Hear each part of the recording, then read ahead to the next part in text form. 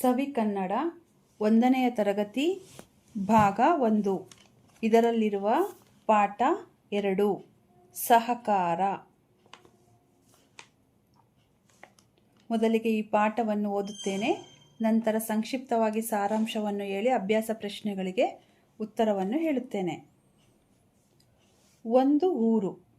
ಆ ಊರಿನ ಹೆಸರು ಮಲ್ಲಿಗೆಹಳ್ಳಿ. ಆ ಹಳ್ಳಿಯಲ್ಲಿ ಒಂದು ತೋಟವಿತ್ತು.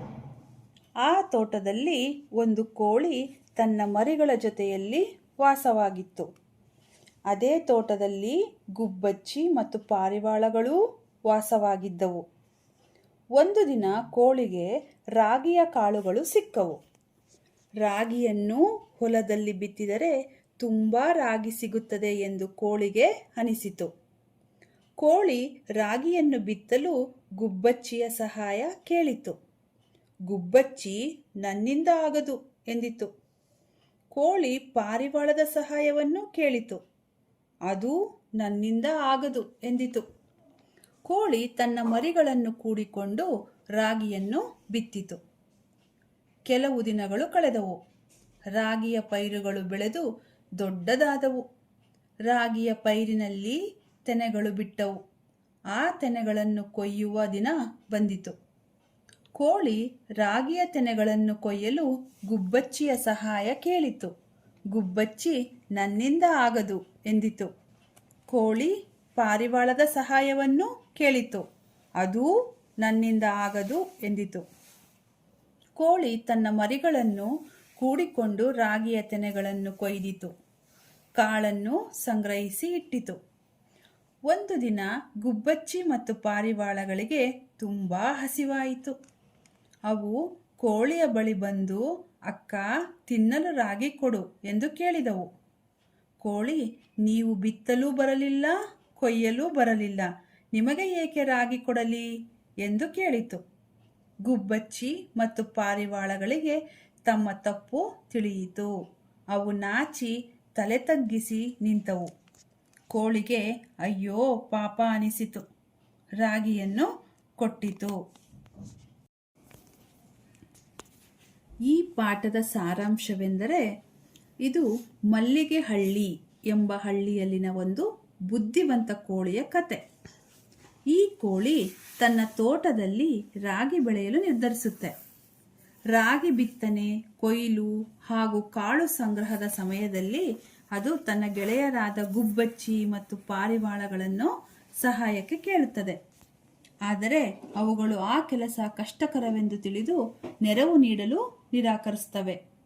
ಆದರೆ ಕೋಳಿ ನಿರಾಶೆಯಾಗದೆ ತನ್ನ ಮರಿಗಳ ಸಹಾಯದಿಂದಲೇ ಎಲ್ಲ ಕೆಲಸಗಳನ್ನು ತಾನೇ ಮಾಡುತ್ತದೆ.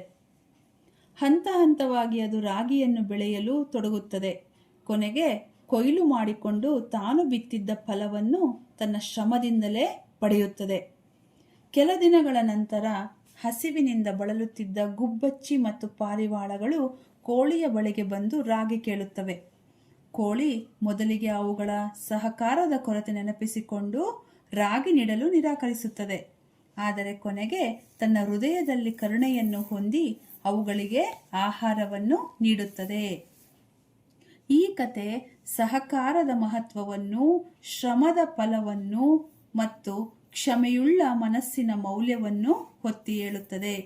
ನಾವು ಬೇರೆಯವರ ಸಹಾಯಕ್ಕೆ ಹತ್ತಿರವಾದಾಗಲೇ ಅವರ ಸಹಕಾರ ಹಾಗೂ ಸಹಾನುಭೂತಿ ನಮಗೂ ವಾಪಸ್ ಸಿಗಬಹುದು ಎಂಬ ಮಹತ್ವದ ಪಾಠವನ್ನು ಇದು ನೀಡುತ್ತದೆ.